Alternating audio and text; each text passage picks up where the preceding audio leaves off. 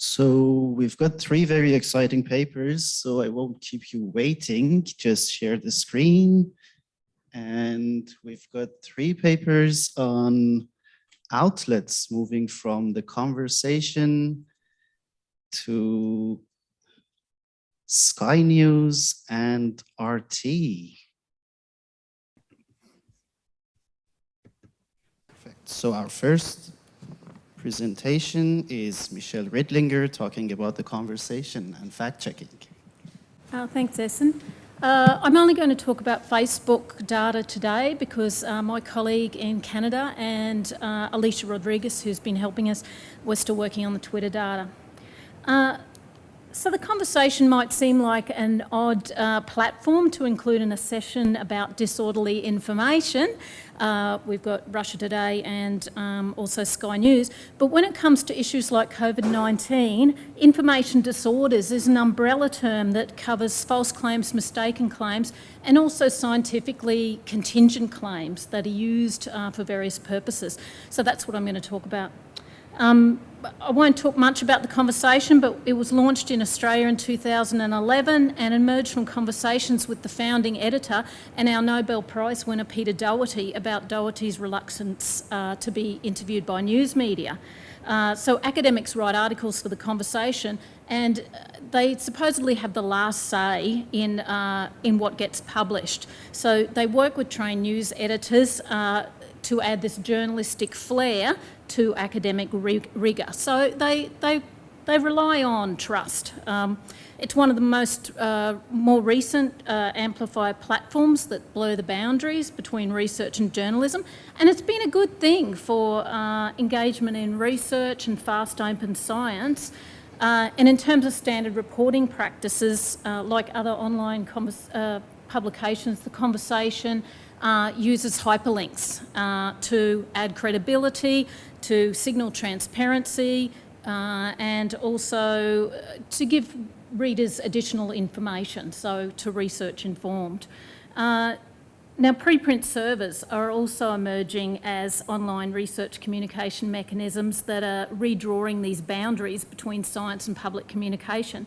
And I want to talk about the intersection of those here and what it might contribute to our understanding of potentially disorderly information. So preprints have been around for decades, and while they started as a human endeavour, automated processes now identify and hold what they identify as potentially problematic submissions. So instead of waiting for the slow process of peer review to gain scientific consensus, individual researchers are deciding when their research is ready for public release. So COVID-19 has seen a big boost for open science. Around over 10,000 preprint articles related to COVID-19 were posted on bioRxiv and medRxiv in 2020. But the global nature of the pandemic means that issues arrive in different national contexts that require responsible reporting, and we see decision makers and policy makers who need quick access to research using preprint communication for various purposes. So you've got accessible open information, but not always verifiable.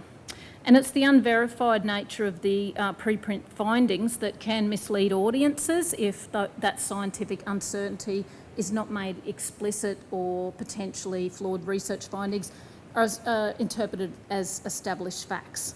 And there's been plenty of high-profile cases of published peer-reviewed research that has then been retracted after it's been circulating. So I'm not arguing against the use of preprints in public communication, but what science communication that community is interested in is ways to keep research professionals better informed and people who care about the implications of emerging research findings less misinformed. So I'm looking at this through the lens of boundary work, and communicators are always redrawing the boundaries around what's acceptable for a profession. And it's not just people involved in those professions who do this. Groups outside those professions also communicate about what's in and out of the field. We all have opinions. And one of the places where we see this boundary work happening in the COVID-19 communication space, that context, is through the communication of uncertainty. And researchers are filling gaps and journalists are bringing important news to their audiences, and this all requires the communication of greater or lesser levels of uncertainty. So in some earlier work that I did with colleagues in Canada, we looked at the top 100 preprints that were most cited in media articles in the first 4 months of the pandemic, 4 months of 2020. So after the pandemic and before it was announced by the WHO. So these preprints were posted on medRxiv and bioRxiv, and we found that The Conversation was one of the top 15 outlets publishing preprints at the time. This is where preprint research was circulating. So they published 41 of the 100 stories that were the most cited at the time, and we found that fewer than half of those stories, so 41%,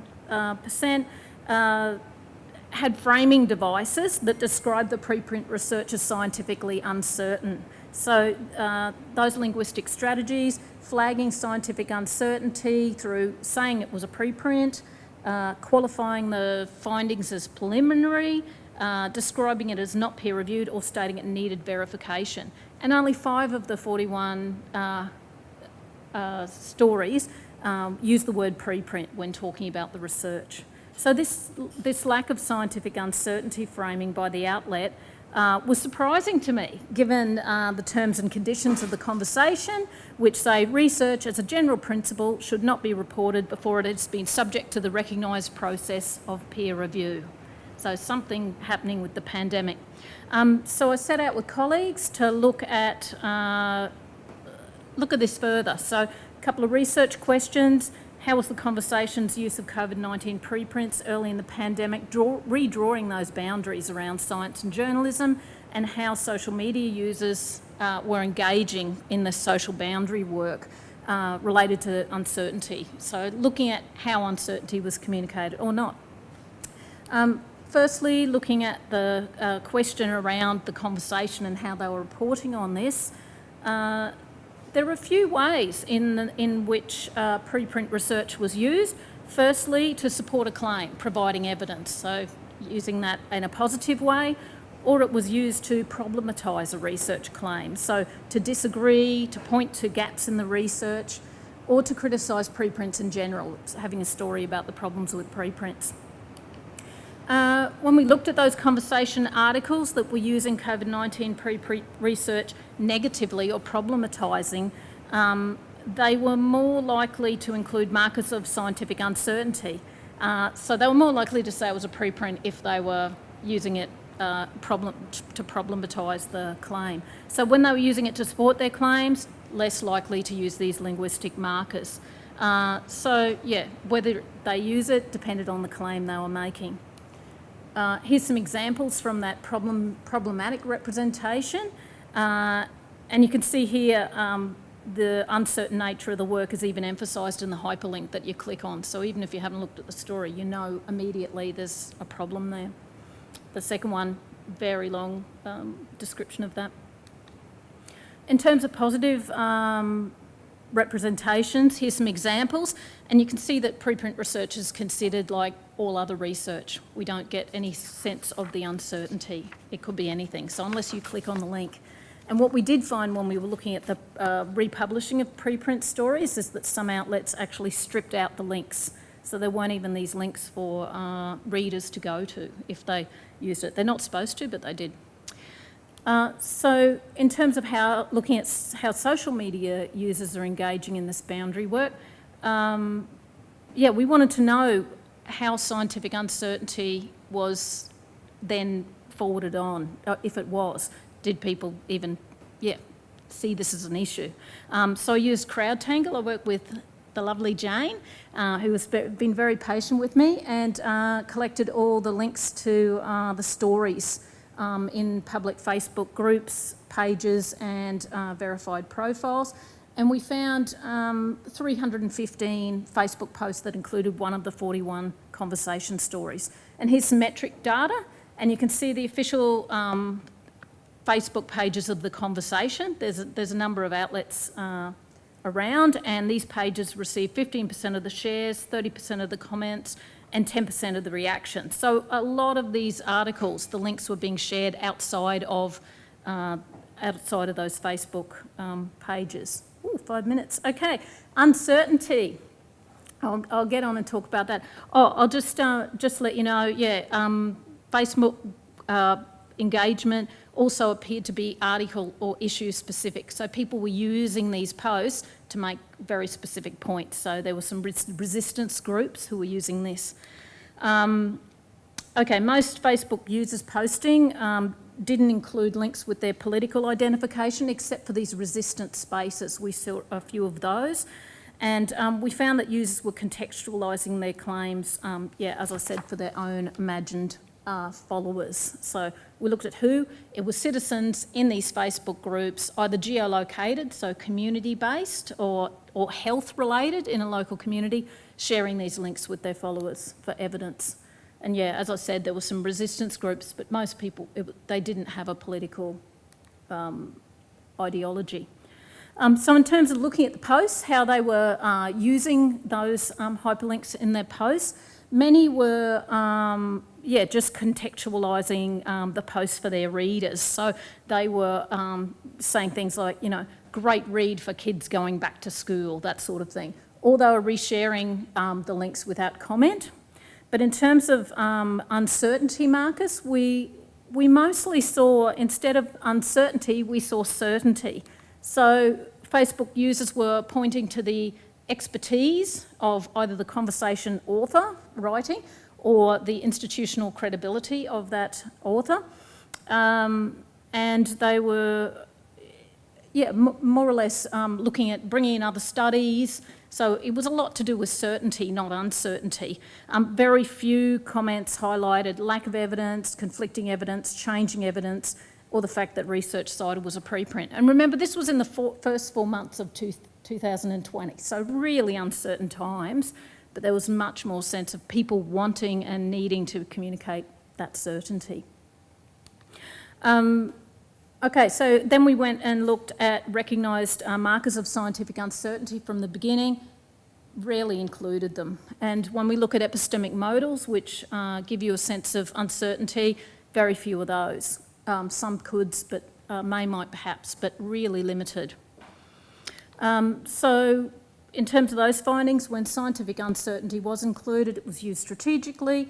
And as I said, the example of the hydroxychloroquine research, the critique of that carried over to other Facebook posts. So that was one of the ones where there was some negativity, and those Trump groups were using it like, see, the research is flawed.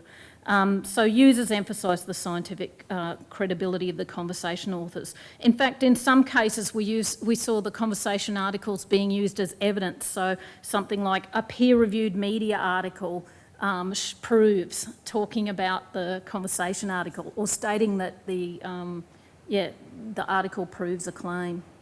So in the case of the conversation, we're not talking about communicating deliberate or unintendedly bad information, but information that's not been verified by the scientific community and relies on the author's standing in a particular disciplinary community or institutional affiliation. That's where we're seeing the certainty.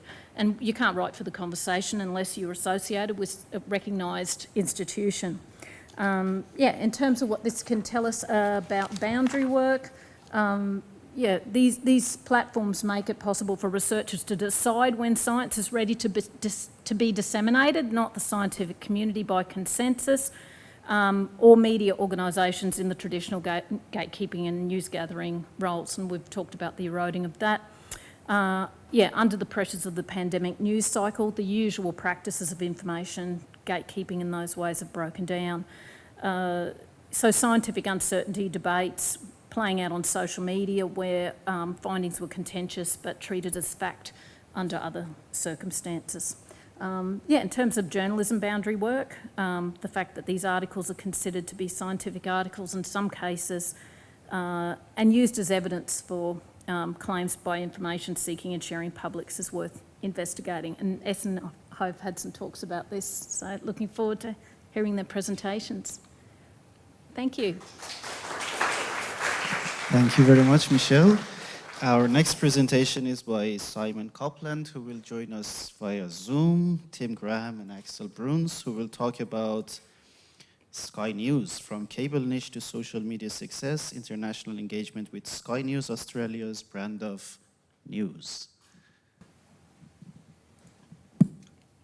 Hi everyone, can everyone hear me? I just wanted to make sure that's working. All good. Excellent. Thank you, everybody. I'll just get us going. My name is Simon Copland. I'm at the School of Sociology at the Australian National University, and I'm doing this research with Axel Bruns and Timothy Graham. I'd like to acknowledge that we're meeting and working on Aboriginal land, and I'm specifically on Ngunnawal land, and pay respects to elders past, present, and emerging. So the Australian cable news channel Sky News Australia has charted an unusual trajectory in recent years. Operated by controversial conservative media magnate Rupert Murdoch's News Corporation and broadcast on Australian pay TV network Foxtel, the channel has long been regarded as comparatively unsuccessful. It has struggled to attract regular viewer base of any significant size, and has been ridiculed at times for being mainly shown at the lounge at Qantas or in parliamentary offices. But such unimpressive pay TV audience ratings, which Sky claims to have improved, has increased substantially during the Australian COVID-19 lockdowns, obscure a considerably more significant development elsewhere. Sky News Australia's content is shared and consumed increasingly widely on a digital forum via social media. As of today, its YouTube channel has 2.13 million subscribers, and its videos have been viewed more than 1.4 billion times, ahead, for example, of the 1.5 million subscribers and 671 million views attracted by ABC News.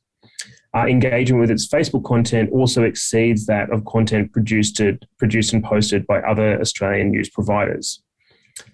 This outsized level of attention and engagement results from a digital content strategy whose ambitions extend well beyond Australia. Inspired perhaps by the success of another news corporation property, Fox News, Sky News Australia has pivoted strongly by publishing content often featured in its After Dark hosts that speaks not only conservative and right-wing audiences in Australia, but also addresses their fellow travellers at an international level. In doing so, it is increasingly also seen as endorsing conspiracy theories and other mis- and disinformation embraced by the US and international far right, and increasingly the Australian far right as well. With Sky News Australia increasingly positioning itself as a digital influencer operation with global interests, resembling to some extent the commercial mirror image of the state-owned Russian news channel RT, or formerly Russia Today, this paper investigates the global reach of its digital content. Next slide, please. To do so, we draw on a novel combination of advanced digital research methods. First, using the Digital Method Initiative's YouTube data tools, we have identified 20,000 Sky News Australia videos posted from March 2020 to February 2021. I'll then hand over to Axel.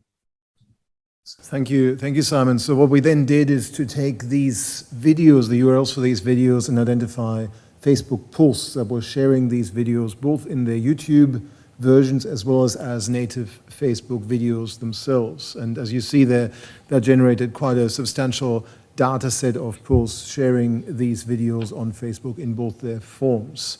That's for a time frame from the 1st of April 2020 to the 31st of March of this year. We then also tried to combine these data sets for native and YouTube versions of these videos together wherever possible, so that we weren't tracking these videos as separate media objects when really they have the same content.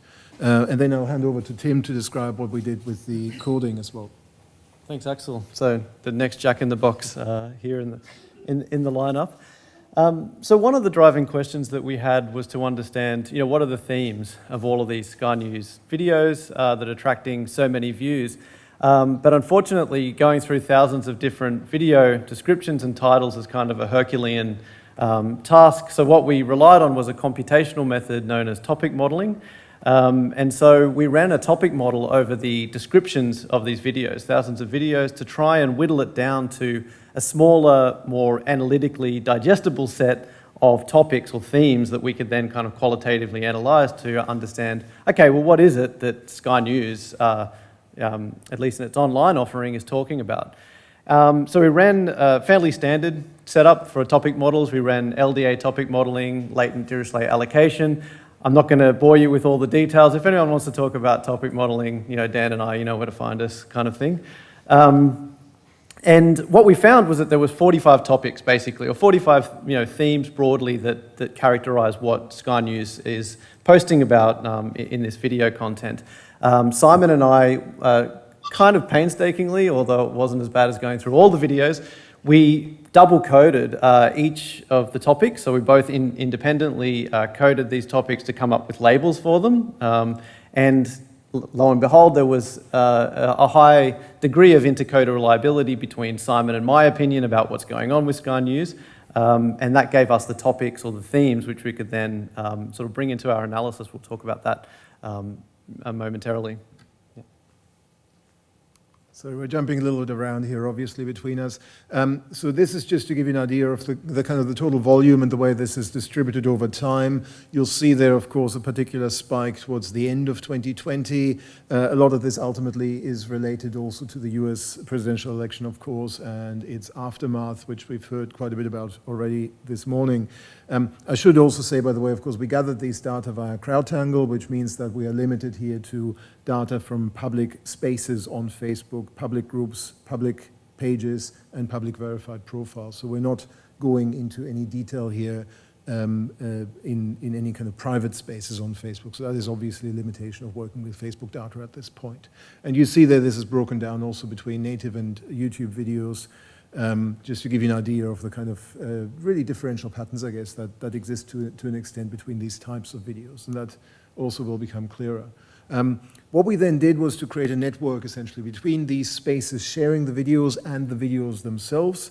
So this network represents both, and we'll go through this in a little bit of detail here. In the first place here, we are showing in red the most prolific sharers of videos, and you see they're located particularly on the left side of this graph. And we'll explain a little bit more what these are. You may not be able to read this so well, but these now show the most shared videos, and you see those mostly on the right side of the graph, and quite a lot of them actually relate to US politics and US political conspiracy theories as well. So there is quite a significant distinction in our data already between the active sharing of videos, and that happens largely by Australian pages, spaces, often related to Sky News, and the most widely shared videos, which tend to be US-centric videos that are shared by a lot of spaces on Facebook, rather than by Sky News-affiliated spaces. So to zoom in a little bit more, these are some of the most active sharers, and you see there some of the really obvious kind of spaces. The page for Peter Credlin, the page for the Outsiders program, the pages for a bunch of Australian right-wing, far-right groups and others that have become notorious over time. So they're very active in sharing particularly Australian-themed Sky News videos on Facebook. And more broadly, the pages with the most subscribers, or pages and groups with the most subscribers that we've identified, well, there is quite a mix there from US-centric to Australian-centric pages, groups, and verified profiles that are engaging with Sky News content, that are sharing it, actively promoting it, and so on.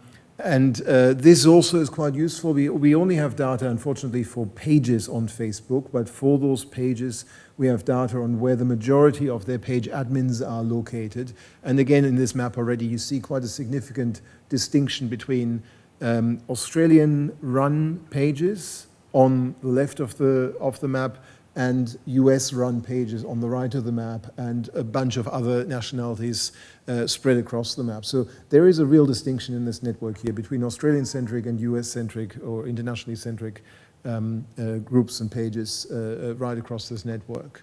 I'll hand over to Tim here to talk a bit more about this.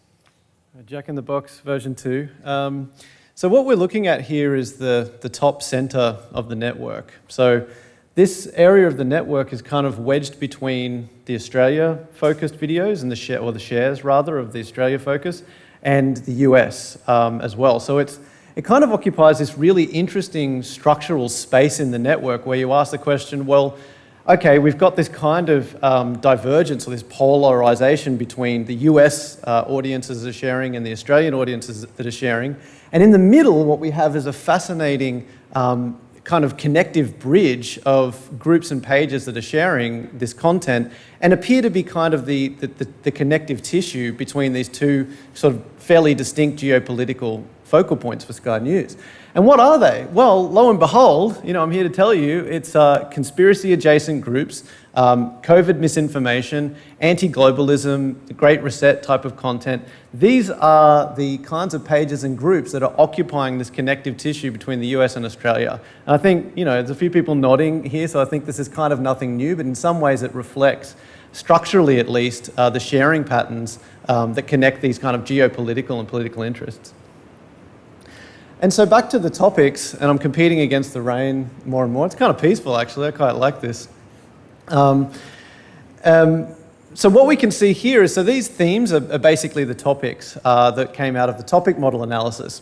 And what you can see in the left-hand column is that there's a number of different themes that clearly kind of follow either US politics or a domestic Australian kind of focus.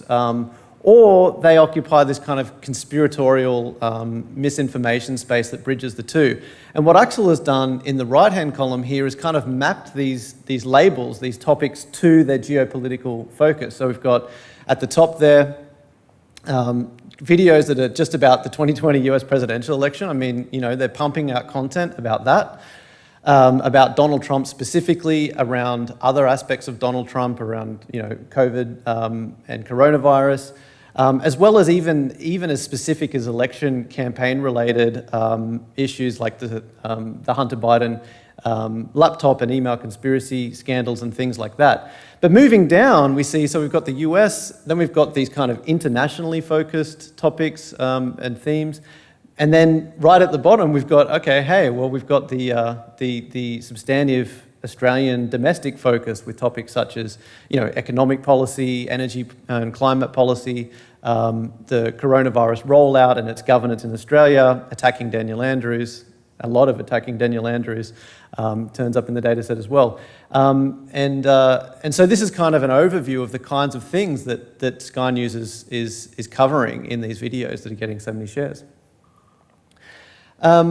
And so, again, back to this network, what we see is, again, the left and, actually, this is, I think I'm into Simon's territory now. Am I? Oh, yeah, I think yes.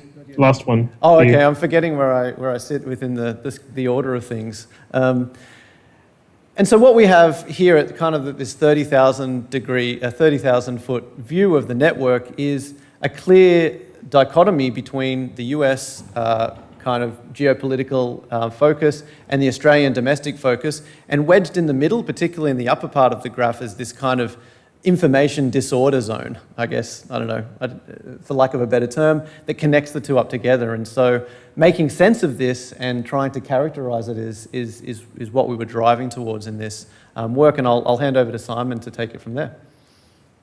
Okay, so overall, therefore, we find three unique spaces sharing Sky News Australian content. And so on the left, we have a small number of Australian spaces, some official Sky News affiliated pages, and sharing many videos, predominantly from Facebook with mostly Australian themes. On the right, we have a large number of spaces, mostly public groups related to US politics, sharing a smaller number of videos, predominantly from YouTube with mostly American themes.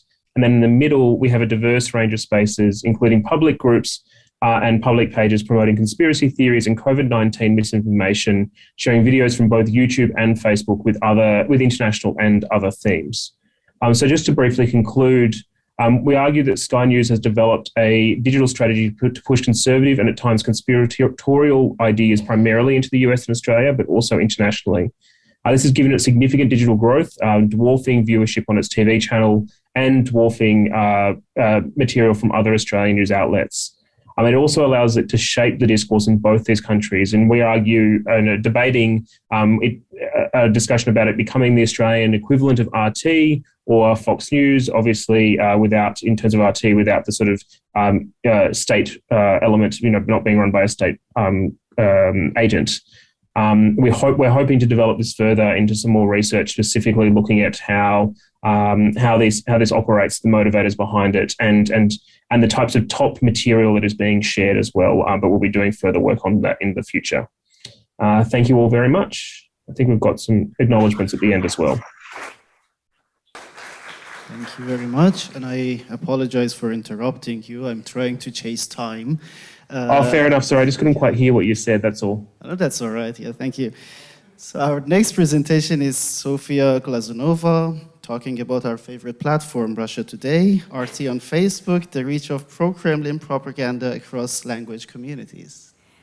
Thank you, Essen. So if you heard my name, you probably guessed that it's about Russia. If you heard the word Russia, you probably guessed that it's about propaganda. It is, but it's a little bit more complicated than that. So today I'm going to talk about RT audiences on Facebook, multi-language audiences, and I also need to say that I'm here on behalf of actually 6 researchers who are doing this paper, which is me, Axel, Edward, Sylvia Abdul, and Suleiman. So talking about Russia today, again, often it's associated with propaganda, and of course this is a really useful and kind of old and traditional way to like talk or think about mis and disinformation. But we also grasped on international politics and international relations, and how does it actually fit in the information public sphere of the world. And there's a new concept which was introduced by International Forum for Democratic Studies, and they talk about RT and Russia's diplomatic efforts as a part of a sharp power. So sharp power in the way that such techniques as distortion of information or manipulation of information penetrates the society or targeted countries that it directed towards. And by this, it also spreads the authoritarian values and encourages this monopoly on power, as opposed to our common concept as a soft power, which is more using persuasion or attraction in the world and mostly associated with Western countries. So, of course, purpose of RT is spreading strategic Kremlin narratives, which is also, again, understood as sometimes as propaganda. A lot of research we saw was directed towards RT content and problematic content. So it was found that RT spreads conspiracy theories, different types of disinformation, Islamophobia, anti-Semitic sentiments. And also this research was mostly limited to English-speaking countries and content. But RT also broadcasts and spreads content and in 5 other languages, which is German, Spanish, Arabic, Russian, and French. So this is the area where we saw the gap. And another gap is that, again, we talk a lot about content, but we don't look at audiences properly or to the extent that how RT, for example, impacts these audiences. And again, with the spread of kind of digital technologies, the digital audiences are often overlooked. And in general, it was found that RT spreads content to audiences that usually have anti-Western or anti-establishment moods or attitudes. And we decided to apply this knowledge to a new study which actually looks at one of the digital platforms, such as Facebook, and its digital audiences, but also looks at the 6 languages that these communities can speak and how RT affects or what audiences are subject to RT influence on Facebook. So in terms of methodology, again, I mean, the first step was to assemble this multilingual research team. God bless DMRC, we have all 6. We use network analysis to analyze this data, and again, thanks to Jane, who helped us to collect the data. So we collected all the public Facebook posts from public pages, public groups that have linked to RT. We collected it through CrowdTangle, and we looked at the year of the data, which is last year, 2020.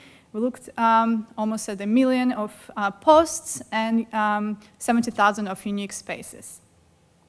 When we collected that, we then proceeded with manual content analysis. So we, in each of the languages, we selected top pages or groups that are sharing RT content. So we ended up at 600 Facebook spaces.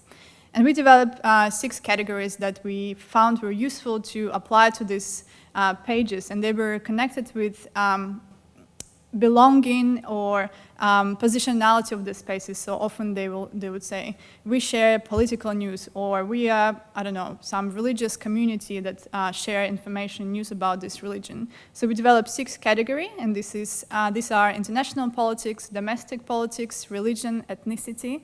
We also found a lot of conspiracy groups, which were also a separate category.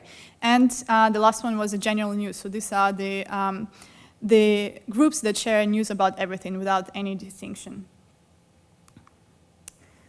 So these are preliminary findings, or actually maybe final findings that we are able to show now. It's not published yet, but will be soon. So on the right, on the left? On the left, you can see in each language what were the type of groups that share it. And then, for example, you can see that in Russian, there was a really small percentage of public pages, but whereas in English, there were actually a lot of this type of Facebook spaces, such as pages.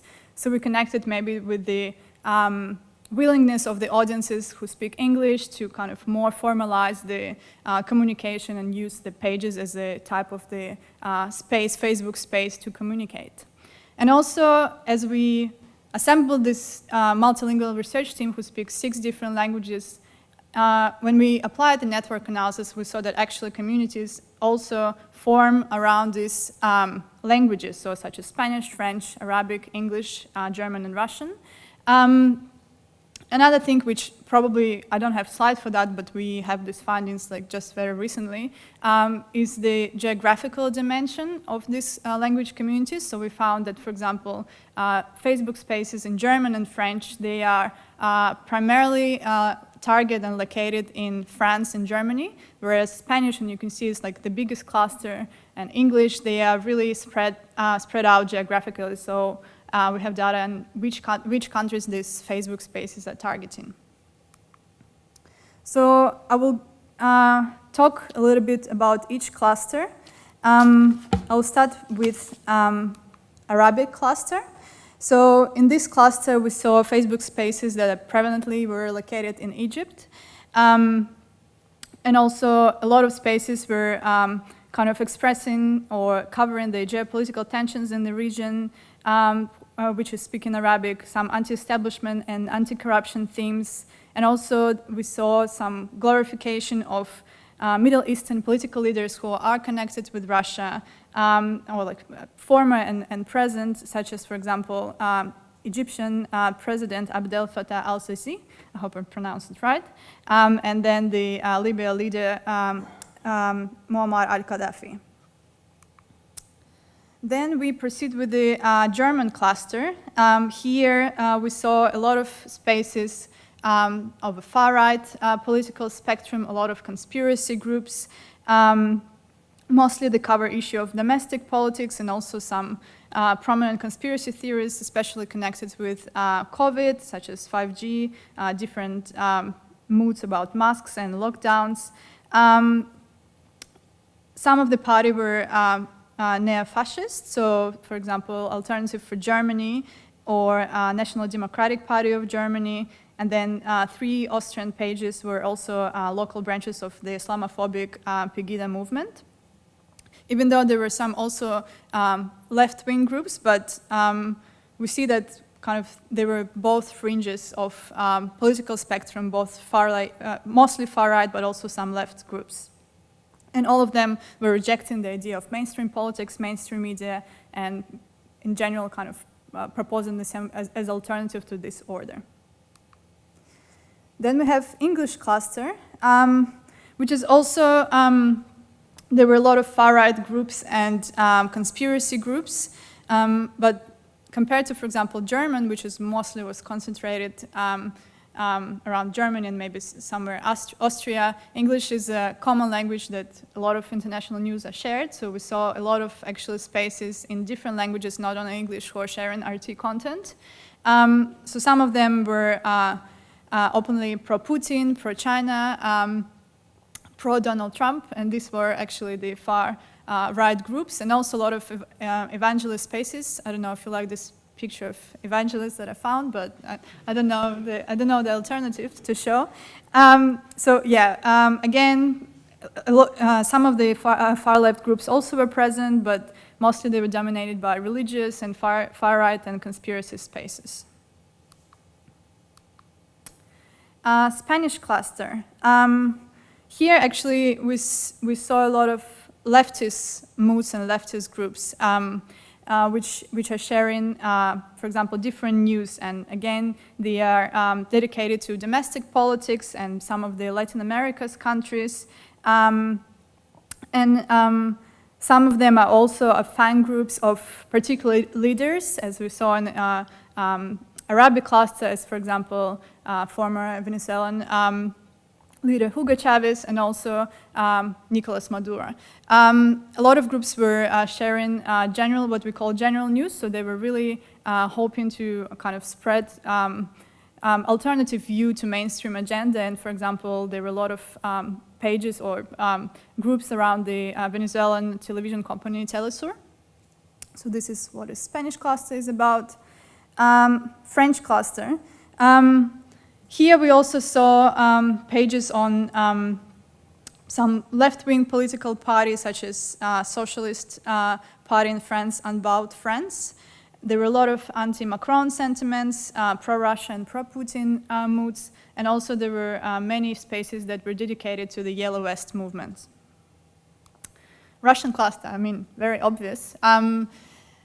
We also saw across all the clusters that there were a lot of pro-Russian and pro-Putin spaces, which is, I mean, one of the common themes that can be found across the clusters. I mean, in the Russian cluster is the smallest from the cluster map that I show, but at the same time, it's like more dense in the glorification of Vladimir Putin, his politics. There were a lot of spaces that they discussed military topics such as army, wars, or like Middle Eastern kind of military situation.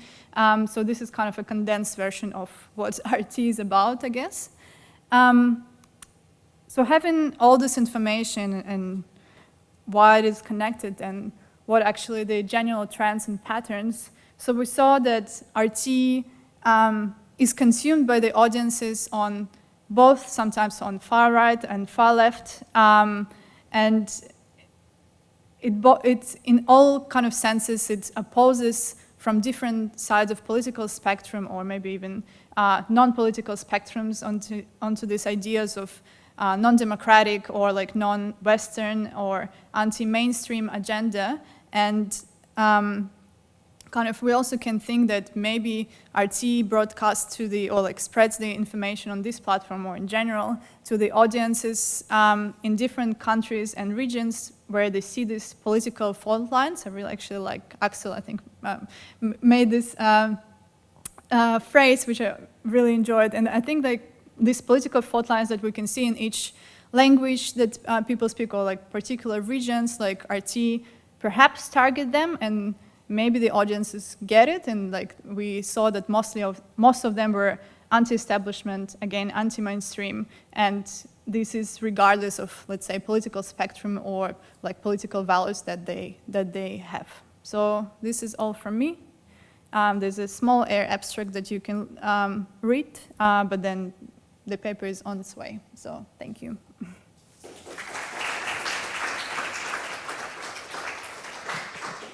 Thank you very much. So we'll now have a few minutes to take questions from the audience and the Zoom. Do we have any questions on Zoom or the audience? Well, we do have a question in the room. Hi, this is a question for Sophie. Thanks for the presentation, it was really interesting. The clusters are very clear, but I was wondering whether when you were doing your analysis, you looked at how the way that RT was shared. So the users within the page can share the RT link to criticize it, to criticize the information, or just use the RT link as kind of an ally, no? Like, look, this is backing up our point. So I wonder whether this is a next, like even from, because you've done the analysis, if you haven't included this perspective in your paper, but if you have a bit of thoughts around the way that these links were shared. Yeah, so very good question is actually our next step. So I talked today only about the audiences, and when we first started to like kind of map this paper, we actually really want to look at the content, like what are they sharing, and this is the main thing. But it was so overloaded, the paper, because we have so much data, it's really rich, like we have the 6 languages, we have all these countries and information. So we didn't look at the posts that contain the RT links, so RT links were the way to identify who are sharing this. But we actually had a preliminary look at what they are sharing, and basically among all countries, because it was the year when the COVID was started and it was prominent, so a lot of conversation and discussion across all the groups was actually on COVID and vaccines and different kind of sort of disinformation, misinformation. So we can't talk yet whether this content itself was problematic, let's say, and like in which countries it kind of dominated. But at the same time, we can already see that some really topical issues, and probably in each country it also varied, were prevalent. And I think, I mean, this is for us the next step to analyze this posts that were containing these links further in 6 languages. Further questions? We've got one from the Zoom, I think. Yep. Yeah? So, everyone can hear me? Cool. So this is just a question for Simon, Tim, and Axel. Just got a question from Hazel Wallace, who's wondering if you found any gender weighting within the Sky News content sharing Facebook profiles. And I think gender weighting refers there to the presenters or to the sharers? Sorry, the sharers, so the Facebook profiles who are sharing Sky News content. So the profiles who are sharing. Not really, to be honest. It's not something we've looked at very specifically. And remember, these are pages and groups predominantly, so it may be difficult to really establish any kind of real gender assignations there. But yes, it's not something that we've looked at in any significant detail, no. Well, I've got a question for, I think, both panels, for Michelle and your panel.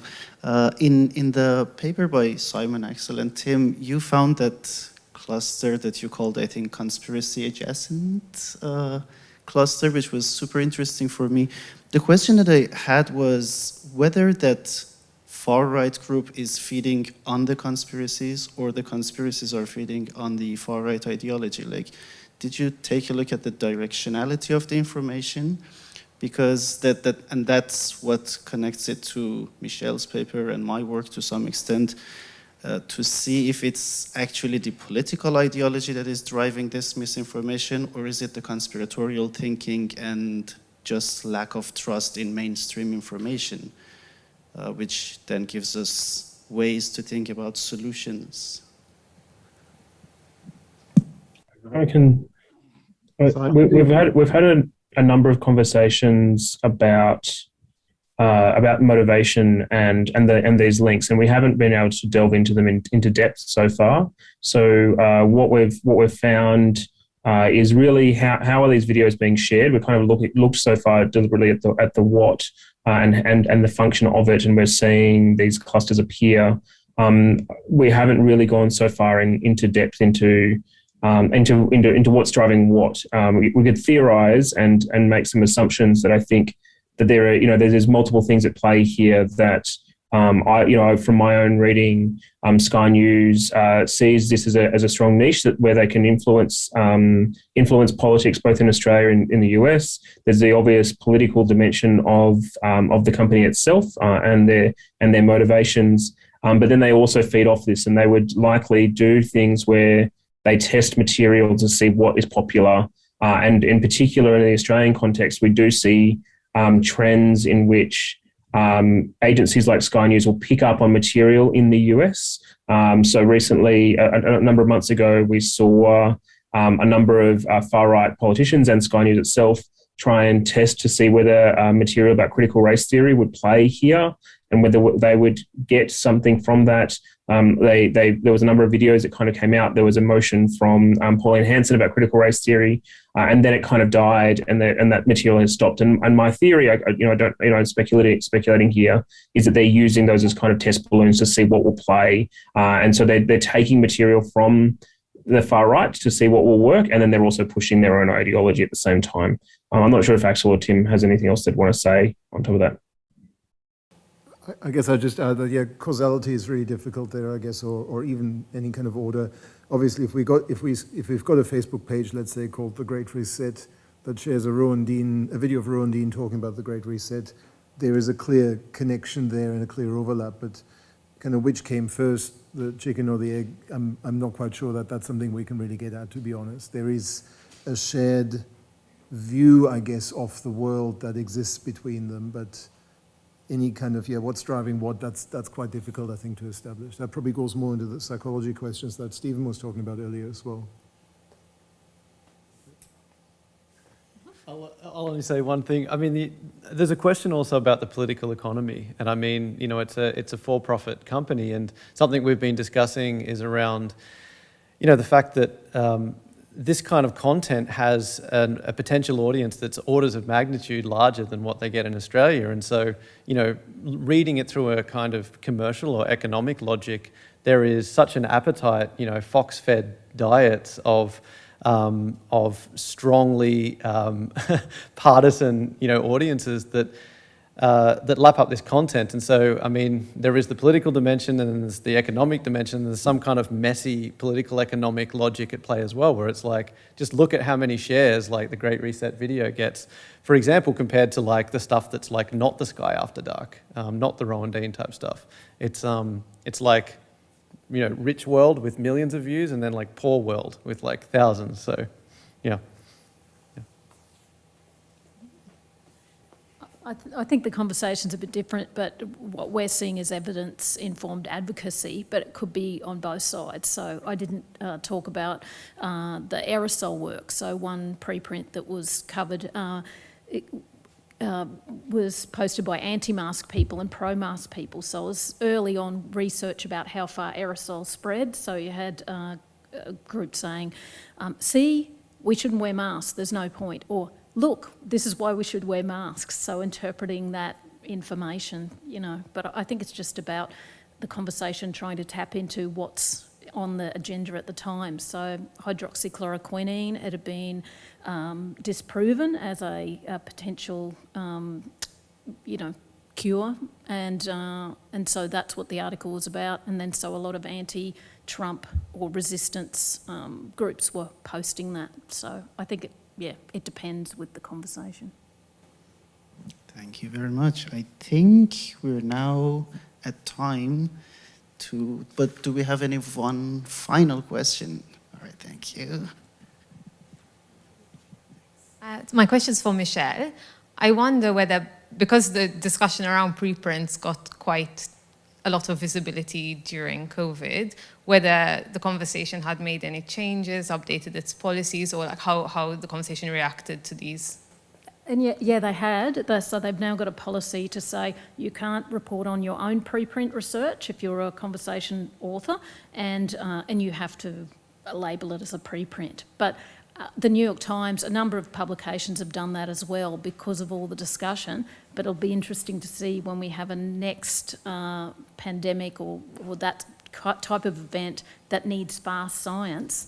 It gives reporters an edge, and I've said before, Norman Swan, when I asked him about this in an event, I said, reporting on preprints. He said it's really important that you get out there because otherwise other people may be, you know, we've got to talk about it. So you make a call at the time, you know.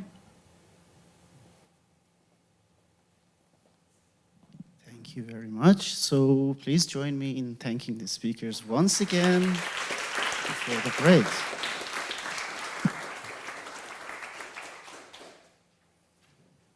And that's lunch, everyone. We have only half an hour for lunch. Sorry again, we have a packed program, so we'll come back at 1.